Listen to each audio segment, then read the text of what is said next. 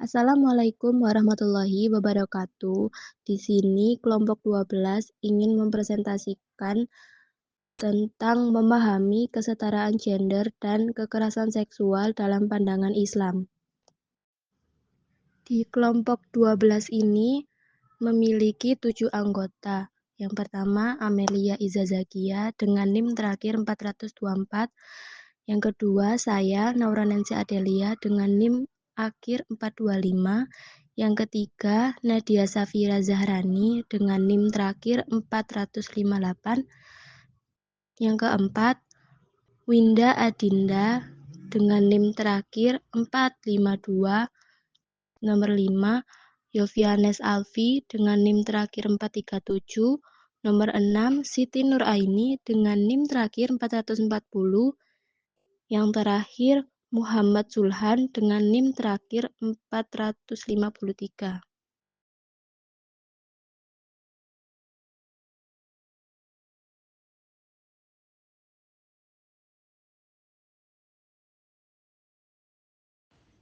Yang selanjutnya yaitu ayat yang mendukung kesetaraan.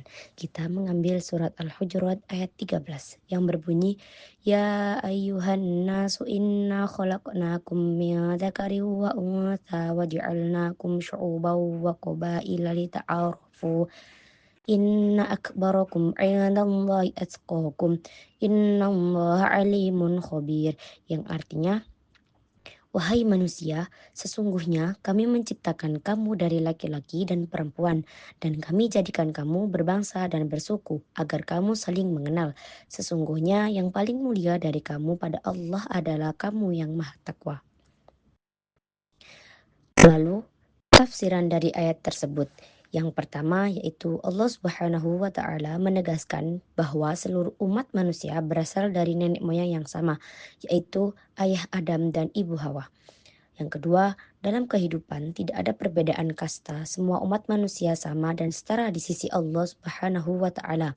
Yang ketiga, yaitu perbedaan di sisi Allah adalah keimanan, bukan ras atau suku bangsa tertentu. Yang keempat, kemuliaan manusia di sisi Allah Subhanahu wa Ta'ala berbanding lurus dengan tingkat ketakwaannya. Yang terakhir, yaitu Allah Maha mengetahui sehingga hanya Dia yang bisa menilai ketakwaan seseorang manusia. Prinsip kesetaraan gender, yaitu ada 6. Yang pertama, laki-laki dan perempuan sama-sama sebagai hamba Allah. Yang kedua, laki-laki dan perempuan sama-sama sebagai khalifah Tuhan untuk mengelola bumi. Ketiga, laki-laki dan perempuan sama-sama memiliki perjanjian primordial. Yang keempat, laki-laki dan perempuan sama-sama memiliki potensi untuk meraih prestasi. Yang kelima, laki-laki dan perempuan harus saling menghormati atas kelebihan masing-masing. Yang terakhir, laki-laki dan perempuan harus saling bekerja sama, bukan saling mendominasi. Materi selanjutnya yaitu pandangan Islam terhadap kekerasan seksual.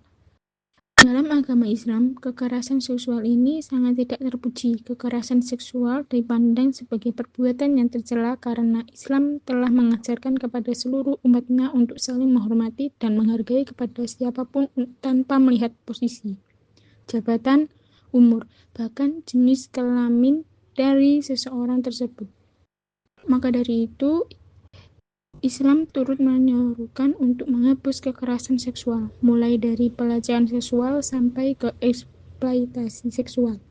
Agama Islam sangatlah melarang para umatnya untuk memegang anggota badan dari seseorang perempuan yang bukan haknya, bahkan memandang yang menimbulkan syahwat, karena hal tersebut sangat dikhawatirkan dapat menimbulkan serta mendekati zina. Landasan dan nilai prinsip. Yang pertama, kehormatan dan kesucian.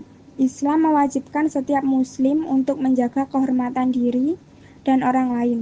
Di dalam Al-Quran, surah An-Nur ayat 30-31 memerintahkan laki-laki dan perempuan untuk menjaga pandangan mereka dan memelihara kehormatan.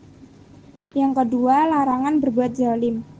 Kekerasan seksual adalah bentuk kezaliman yang secara tegas dilarang dalam Islam. Allah berfirman dalam surah Al-Ahzab ayat 58. Yang ketiga, hukum qisas dan hudud.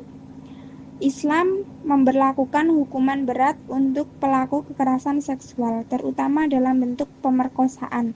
Misalnya dalam surah Al-Maidah ayat 33. Dan yang terakhir, perlindungan terhadap perempuan. Islam secara eksplisit memerintahkan perlakuan baik kepada perempuan, sebagaimana dalam surah An-Nisa ayat 19. Kekerasan berbasis gender online. Definisi kekerasan berbasis gender online adalah segala bentuk ancaman, pelecehan, atau intimidasi yang dilakukan melalui media digital dan platform online terhadap seseorang berdasarkan gendernya. Kekerasan ini dapat berupa tindakan verbal, visual, atau psikologis yang merendahkan dan mempermalukan bagi korban. Contoh kasus yang sering terjadi yaitu yang pertama, kasus pelecehan perempuan di media sosial melalui pesan seksual eksplisit atau komentar yang merendahkan.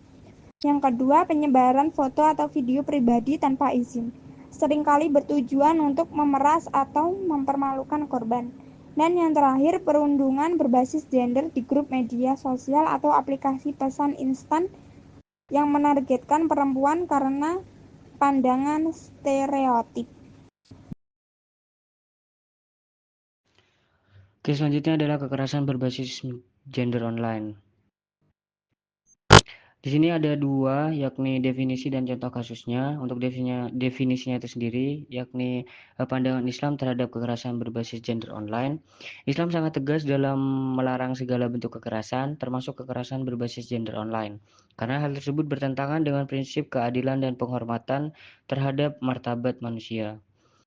Untuk contoh kasusnya itu sendiri, yakni seorang perempuan yang berbicara di ruang publik online dihina atau diancam hanya karena gendernya. Hal ini sering terjadi di media sosial, terutama terhadap perempuan yang vokal menyuarakan opini. Dalam Islam, tindakan semacam ini dilarang keras karena menghina atau melukai perasaan orang lain. Tidak dibenarkan oleh Nabi Muhammad SAW. Dan Nabi Muhammad SAW bersabda, seorang muslim adalah orang yang selamat dari gangguan lisan dan tangannya. Riwayat Haji Bukhairi dan Muslim. Solusi Islam terhadap kekerasan online. Islam memberikan berbagai solusi komprehensif dan holistik dalam mencegah serta menangani permasalahan kekerasan berbasis gender yang terjadi di ruang digital, dengan pendekatan yang melibatkan nilai-nilai agama, pendidikan keluarga, dukungan komunitas, serta perlindungan hukum yang relevan. Selanjutnya yaitu pentingnya adab berinternet sesuai ajaran Islam. Panduan etika Islam di dunia maya, yakni tidak menyebarkan fitnah, menjaga lisan, dan berbuat baik kepada orang lain. Tindakan yang harus dilakukan, yakni gunakan media sosial untuk menyebarkan kebaikan dan manfaat. Lalu hindari konten negatif atau yang dapat merugikan orang lain. Edukasi dan pengawasan keluarga. Yang pertama, peran keluarga.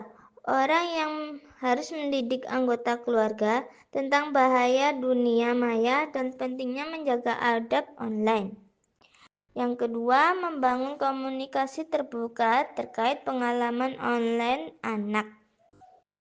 Manfaat edukasi yaitu anak memahami resiko dan merasa aman melaporkan jika menjadi korban kekerasan online.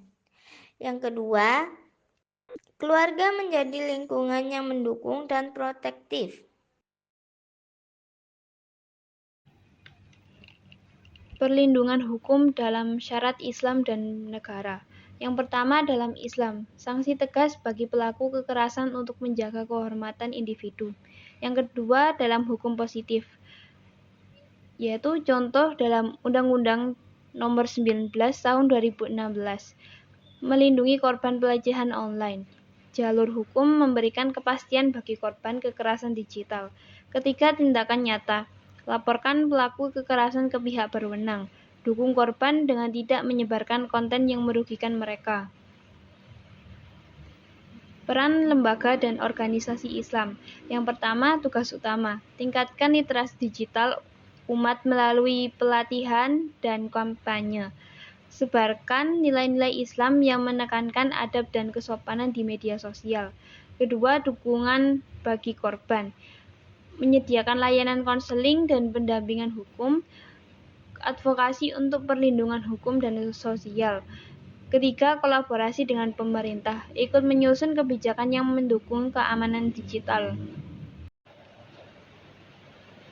Demikianlah pembahasan mengenai kesetaraan gender dan kekerasan seksual dalam pandangan Islam.